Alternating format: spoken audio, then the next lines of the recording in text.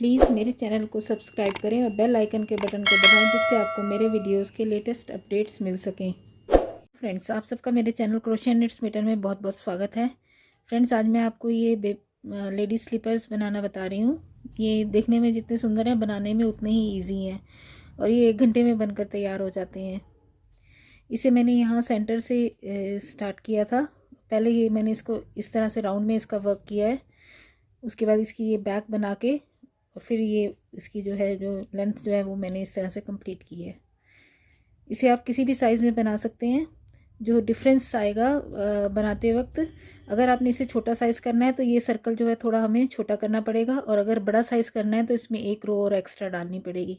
बस इतना ही डिफरेंस है। बाकी इसे बनाने के लिए सबसे पहले हम एक मैजिक लूप बनाएंगे और चेन 3 करेंगे। अब इस मैजिक लूप के अंदर हमने टोटल 14 डबल क्रोशे डालने हैं। 14, 1 2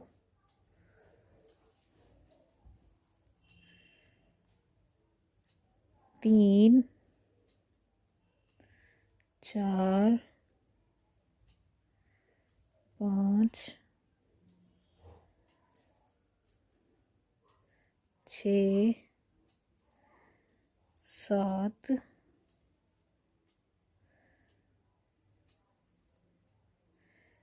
8 9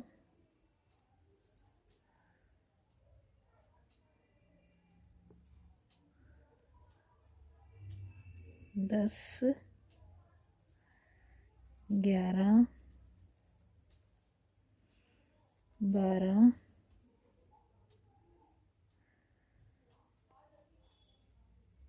13 और 14।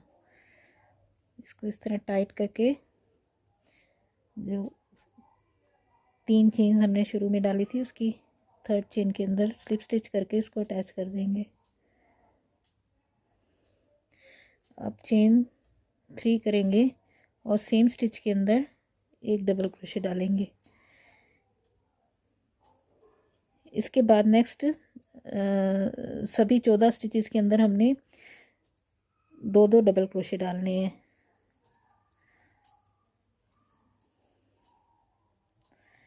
हर स्टिच के अंदर 2 बार डबल क्रोशे डालना है हमने। अब तो इस रो में ये जो है हमारे 28 डबल क्रोशे हो जाएंगे। इस तरह से हर स्टिच के अंदर 2-2 डबल क्रोशे डाल के राउंड में वर्क करके मैं आपको यहाँ पर आकर मिलती हूँ। ये मैंने यहाँ पर सेकंड रो जो है वो कंप्लीट कर दी है, उसको स्लिप स्टिच करके अटैच कर दिया है। ये मेरी फर्स्ट और सेकंड रो बन गई है। अब इस 3rd रो के अंदर मैंने ये जाली डालनी है। अगर आपने इससे बड़ा साइज़ बनाना है तो उसके लिए आपको यहाँ पर एक रो जो है वो और बनानी पड़ेगी, वो इंक्रीज़ की होगी। उस इंक्रीज़ को आप किस तरह बनाएंगे कि चेन 3 करके और इन 2 स्टिचेस के अंदर आप एक एक डबल क्रोशे डालेंगे और 3rd स्टिच के अंदर आप 2 बार डबल क्रोशे डालेंगे। इसी पैटर्न को फिर रिपीट करेंगे 1 1 और 2। इस तरह से आपकी जो वो रो होगी वो इंक्रीज़ वाली बन जाएगी। मुझे जो है वो इसी साइज़ में बनाना है, तो मैं इसके आगे अब ये जाली वाली रो बनाऊंगी। तो इसे बनाने के लिए चेन 3 कर लिया मैंने और सेम स्टिच के अंदर एक डबल क्रोशे बना दिया। अब चेन 1 करेंगे और नेक्स्ट स्टिच के अंदर एक डबल क्रोशे बनाएंगे, फिर चेन 1 एंड नेक्स्ट में एक डबल क्रोशे। ये भी इंक्रीज़ की रो है, पर इसमें जो है वो हमारा जो है जाली का डिज़ाइन बन रहा है। एक चेन और नेक्स्ट स्टिच में इस तरह से मैंने ये पूरी रो कंप्लीट करनी है। मैं राउंड में वर्क करते हुए आपको यहाँ पर आकर मिलती हूँ। 3rd रो के एंड में पहुँच गई हूँ। यहाँ पहुँच के मैं इसको स्लिप स्टिच करके अटैच कर दूँगी। अब इसके बाद नेक्स्ट रो में हमने 4th रो में चेन 3 करेंगे और सेम स्टिच के अंदर एक डबल क्रोशे डालेंगे। इसके बाद ये हमारा चेन 1 वाला स्पेस है, इसके अंदर हम एक डबल क्रोशे डालेंगे और फिर ये नेक्स्ट जो हमारी इस चेन के ऊपर एक डबल क्रोशे, यानी जो हमने चेन 1 स्पेस लिया है उसके अंदर भी एक डबल क्रोशे डालेंगे और ये जो हमारा ये डबल क्रोशे है इसके ऊपर भी एक डबल क्रोशे डालेंगे। इस तरह से ये हमने पूरी रो जो है वो कंप्लीट करनी है। ये चेन 1 स्पेस के अंदर एक डबल क्रोशे डाला और डबल क्रोशे के ऊपर एक डबल क्रोशे डाला। इस तरह से ये फोर्थ रो जो है हम ये पूरी राउंड में इस तरह वर्क करके मैं आपको यहाँ पर आकर मिलती हूँ। ये मैं फोर्थ रो करते हुए लास्ट पर पहुँचने वाली हूँ। यहाँ पहुँच के मैंने, यहाँ से हमने इस रो को स्टार्ट किया था, तो इसके बैक में हमने 6 जो हैं वो स्पेस गिनने हैं। तो ये मेरे 1 2 3 4 5 एंड 6 यहाँ तक मुझे जो है सिर्फ अपनी डबल क्रोशे की ये रो लेके आनी है। ये हमने बीच के जो है ये हमने छोड़ देने हैं। तो इसके बाद मैं यहाँ तक ले आई हूँ। यहाँ पर पहुँच के अब वर्क को हम टर्न कर लेंगे, इसको आगे यहाँ तक कंटिन्यू नहीं करेंगे। तो टर्न करने के लिए फिर चेन 3 किया और वर्क को टर्न किया। अब फिर से मेरे को हर स्टिच के अंदर एक डबल क्रोशे करना है।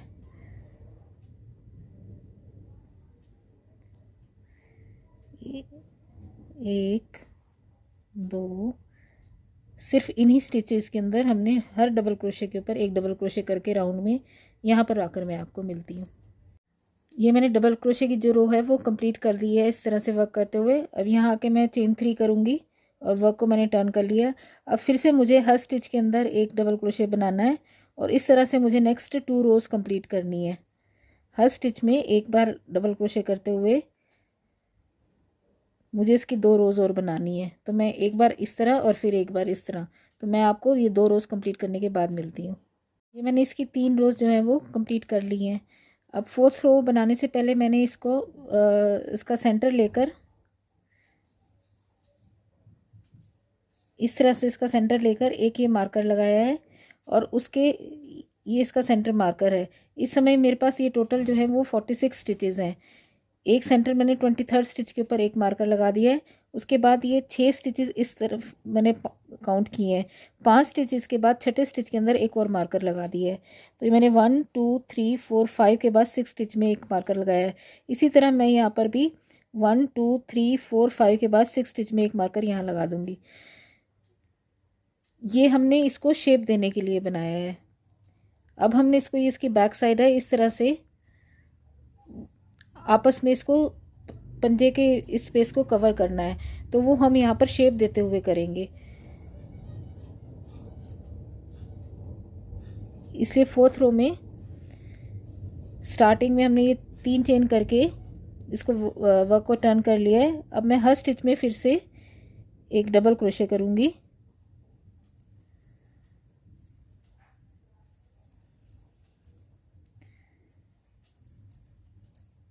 और जो ये मैंने मार्कर लगाया है यहाँ पर आकर आपको मिलती हूँ मैं। फर्स्ट मार्क ये सेंटर का मार्कर है, इसे 5 स्टिचेस इधर, ये छठे स्टिच के ऊपर जो मार्कर लगा है मैं आपको यहाँ पर आकर मिलती हूँ। ये मैं डबल क्रोशे करते हुए मार्कर वाले स्टिच तक पहुँच गई हूँ। ये मेरा नेक्स्ट स्टिच जो है वो अब मार्कर वाला है। अब मैंने इस स्टिच पर इस स्टिच को लेना है, मार्कर वाले स्टिच को यहाँ पर, और इसके नेक्स्ट स्टिच को लेकर 2 का 1 बनाना है, 2 स्टिचेस का। तो ये पहले स्टिच में मैंने लिया डबल क्रोशे को, आधा में रख के पूरा नहीं किया, फिर हुक पे बल लेके नेक्स्ट स्टिच को भी लूँगी और इसको भी हाफ कर लूँगी। ये मेरे 3 हो गए। अब इन तीनों में से इकट्ठा निकाल लिया तो ये मेरे 2 स्टिचेस का 1 स्टिच बन गया है यहाँ पर। इसी तरह से मेरे को फिर नेक्स्ट 2 स्टिचेस में भी 2 का 1 बनाना है। तो ये 1 स्टिच लिया, ये सेकेंड, अब इन तीनों में से 1 निकाल लिया, ये भी 2 का हमारा 1 बन गया। इसके बाद मुझे, ये मेरा सेंटर का स्टिच है, तो जो सेंटर का मार्कर लगाया था, अब मुझे ये 1 2 और ये सेंटर का मार्कर वाला स्टिच 3 और नेक्स्ट 2, इन 5 का 1 बनाना है। 1 2 3 4 और 5 स्टिचेस का 1 स्टिच बनाना है। तो वो इस तरह से बनेगा। ये 1 स्टिच हो गया, 2 3 4 और नेक्स्ट ये 5। ये मेरे 6 लूप्स हो गए। अब इन सब में से इकट्ठा निकाल दूंगी तो ये 1 हो गया। इसके बाद जैसे हमने, ये हमारा सेंटर का डिक्रीज था, अब ये वाले जो 2 डिक्रीज हमने बनाए थे वो वाले 2 बनाएंगे। तो नेक्स्ट 2 स्टिचेस का 1 स्टिच, 1 2, इन दोनों का ये 1 बन गया। अब फिर से 2 स्टिचेस का 1 स्टिच, तो 1 2, इन दोनों का 1 बन गया। ये देखिए ये हमारी शेप बननी स्टार्ट हो गई है। इस तरह से। अब नेक्स्ट पूरे ये स्टिचेस यहाँ से यहाँ तक मैं आपको डबल क्रोशे करके यहाँ पर आकर मिलती हूँ। ये मैंने डबल क्रोशे करते हुए बाकी की रो जो है वो कंप्लीट कर ली है। इसके बाद नेक्स्ट रो करने के लिए चेन 3 करेंगे और फिर से डबल क्रोशे की रो स्टार्ट कर देंगे। हर स्टिच में एक डबल क्रोशे करते हुए ये जो हमारा सेंटर का स्टिच है, ये जो हमने डिक्रीज़ किया था 5 स्टिचेस का 1 स्टिच बनाया था, ये वाला हमारा जो है इसके 2 स्टिच इधर के और 2 स्टिच इधर के हमने लेने हैं फिर से, और 1 2 3 4 और 5, इन पांचों का हम एक बनाएंगे अब इस रो के अंदर। तो मैं आपको ये यहाँ से वर्क करते हुए यहाँ पर आकर मिलती हूँ। ये मैंने सेंटर में 5 का एक डिक्रीज़ किया था, उसके बाद मैंने इस रो को इस तरह से डबल क्रोशे करते हुए कंप्लीट कर लिया है। यहाँ पर अभी भी बैक में ये हमारा बीच में थोड़ा सा स्पेस है, तो इस स्पेस को पूरा करने के लिए हम एक रो फिर से बिना किसी इंक्रीज़ या डिक्रीज़ के डबल क्रोशे की करेंगे। तो मैं यहाँ से यहाँ तक आपको ये डबल क्रोशे की रो करके यहाँ पर आकर मिलती हूँ। ये मैंने बिना किसी इंक्रीज़ या डिक्रीज़ के एक रो जो है वो डबल क्रोशे की ओर कंप्लीट कर ली है। इसके बाद मुझे ये अभी भी इसके अंदर एक स्पेस ये जो है ये नज़र आ रहा है, तो इसे कंप्लीट करने के लिए मेरे को एक हाफ डबल क्रोशे की रो और करनी पड़ेगी। तो जहाँ पर ये मेरा वर्क ये कंप्लीट हुआ है, यहाँ से मैं नेक्स्ट रो जो है वो एक हाफ डबल क्रोशे की करूँगी।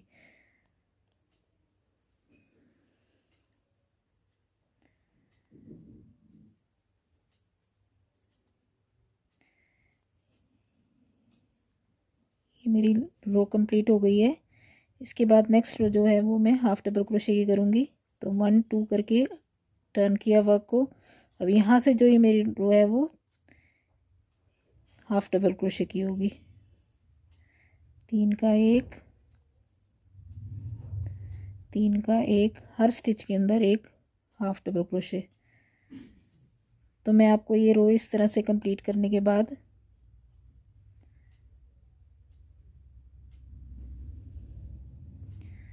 ये मैं हाफ डबल क्रोशे की रो कंप्लीट करने के बाद यहाँ पर आकर आपको मिलती हूँ। यहाँ पर ये मेरी हाफ डबल क्रोशे की रो कंप्लीट हो गई है।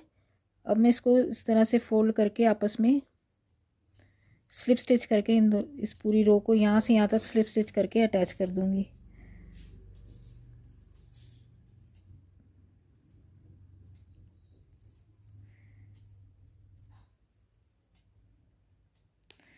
हर स्टिच में दोनों तरफ से लेकर इस तरह से स्लिप स्टिच करते हुए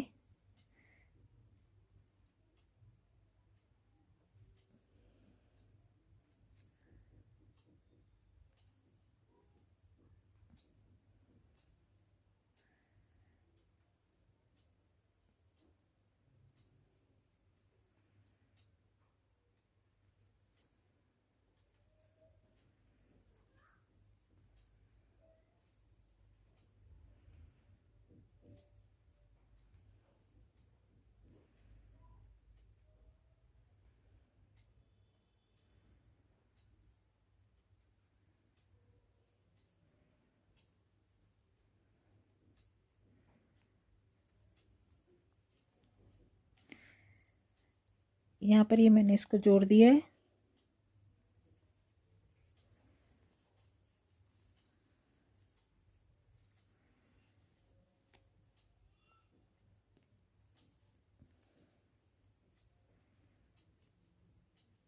ये अब हमारा यहाँ पर पंजा बनकर तैयार हो गया है। ये इसकी बैक है और ये फ्रंट है।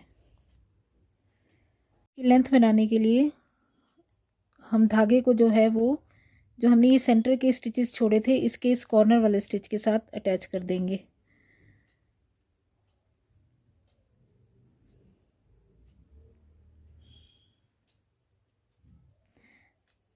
चेन 3 करेंगे और सेम स्टिच के अंदर एक डबल क्रोशे। अब हमने यहाँ से यहाँ तक पूरे इस तरह राउंड में डबल क्रोशे करते हुए यहाँ तक टोटल हमने ये 40 डबल क्रोशे बनाने हैं। ये मैंने डबल क्रोशे इस तरह से करते हुए ये मैंने टोटल जो है ये यहाँ से यहाँ तक 40 डबल क्रोशे कर लिए हैं। अब मुझे इन्हीं 40 डबल क्रोशों के ऊपर डबल क्रोशे की रोज़ बनानी है। यहाँ से इस तरह से वर्क करते हुए फिर टर्न करके ये मुझे टोटल इसकी 10 रोज़ बनानी है। इसकी लेंथ कंप्लीट करने के लिए टोटल मैंने 1 2 3 4 5 6 7 8 9 एंड 10 ये 10 रो बनाने के बाद ये जो मैंने इसके बाद जो हील की शेप दी है वो बनानी है। तो मैं आपको इसकी ये 10 रोज़ कंप्लीट करके यहाँ पर आकर मिलती हूँ। ये यहाँ पर मेरी जो 10 रोज़ हैं वो कंप्लीट हो गई हैं। अब हमने 11th रो में ये एड़ी की जो शेप है ये देनी है। तो इसे देने के लिए पहले हम इसको हाफ करके इसका ये हाफ स्टिच पे एक मार्कर लगा देंगे। तो यहाँ पर इस टाइम में ये मेरे पास पूरे 40 स्टिचेस हैं। तो इसका हाफ हो गया 20 और 20 से 4 इधर और 4 इधर, यानी सेंटर के 8 स्टिचेस जो हैं वो हमने छोड़ देने हैं। तो यहाँ से यहाँ तक मैं 16 स्टिचेस में जो है वो डबल क्रोशे करूँगी, पहले 16 स्टिचेस में। तो ये मेरा एक हो गया है, 2 3 4 5 6 इस तरह से करते हुए मैं आपको ये 16 स्टिचेस में करके यहाँ पर आकर मिलती हूँ। ये मैंने 11th रो में यहाँ से यहाँ तक 16 डबल क्रोशे कर लिए हैं। अब जो सेंटर के 8 स्टिचेस हैं वो हम सिंगल क्रोशे में करेंगे। तो ये 1 2 3 4 5 6 7 और ये 8, ये 8 स्टिचेस हमने सिंगल क्रोशे में करने हैं। इसके बाद बचे हुए जो ये यहाँ से यहाँ तक जो है हमारे 16 स्टिचेस हैं, ये फिर से हमने जो है वो डबल क्रोशे में करने हैं। तो मैं आपको यहाँ से यहाँ तक ये 16 डबल क्रोशे में करके उसके बाद फिर वापस टर्न करके यहाँ से यहाँ तक जो 16 है वो करके दोबारा सेकंड रो में यहाँ पर आकर मिलती हूँ। ये मैं डबल क्रोशे करते हुए सेंटर स्टिच के पास पहुँच गई हूँ। ये मेरा सेंटर स्टिच है। अब इसके बाद के इन दोनों स्टिचेस को मैंने लेना है, इस सेंटर स्टिच को लेना है और इन दोनों स्टिचेस को लेना है। तो वो किस तरह से करना है, डिक्रीज है तो ये 1 2, ये अब हमारा सेंटर स्टिच है, 3 4 और नेक्स्ट जो है ये 5वां डिक्रीज। इन सब का मैंने ये 1 बना दिया। बस इसके बाद फिर से हर स्टिच के अंदर एक डबल क्रोशे डालना है और इस रो को कंप्लीट करना है। ये मैंने जो सेंटर में जो डिक्रीज किया था वहाँ पर फिर से पहुँच गई हूँ। अब हमने इन दोनों को फिर से 1 बना देना है।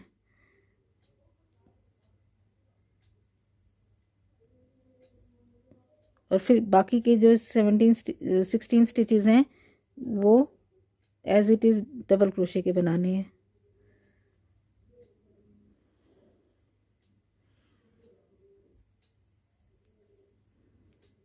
ये यहाँ पर हमारी इस तरह से एड़ी की शेप बन गई है। अब इसको डबल क्रोशे करते हुए मैं आपको यहाँ पर आकर मिलती हूँ। ये मैंने रो डबल क्रोशे करते हुए कंप्लीट कर दी है। अब हम इसको ऐसे उल्टी तरफ से ऐसे टर्न करेंगे, फोल्ड करके इन दोनों को आपस में सिंगल क्रोशे करते हुए क्लोज कर देंगे।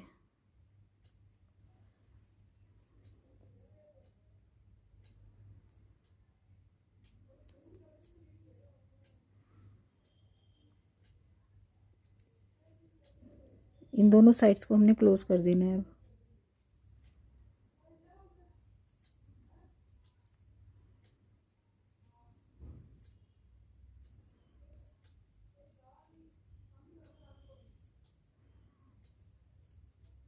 मैं आपको ये सारा क्लोज करके यहाँ पर आकर मिलती हूँ। ये मैंने सिंगल क्रोशे करते हुए दोनों साइड्स को जोड़ दिया है और यहाँ पर आकर थ्रेड को तोड़ दिया है। अब इसके बाद इसको हम सीधा कर लेंगे इस तरह से, और इसका जो ये सेंटर में जहाँ पर हमने ये जोड़ा है वहीं पर धागे को फिर से इस तरफ को अटैच कर देंगे। इसके बाद हमने ये क्या करना है, इस पूरे इसमें ये जो पूरा इसका ये वाली रो है जो वो पूरी राउंड में सिंगल क्रोशे की करनी है।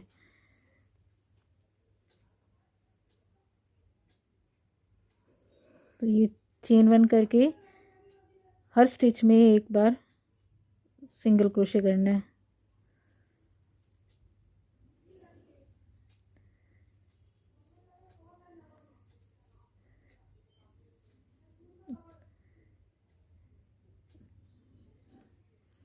इस तरह से सिंगल क्रोशे करते हुए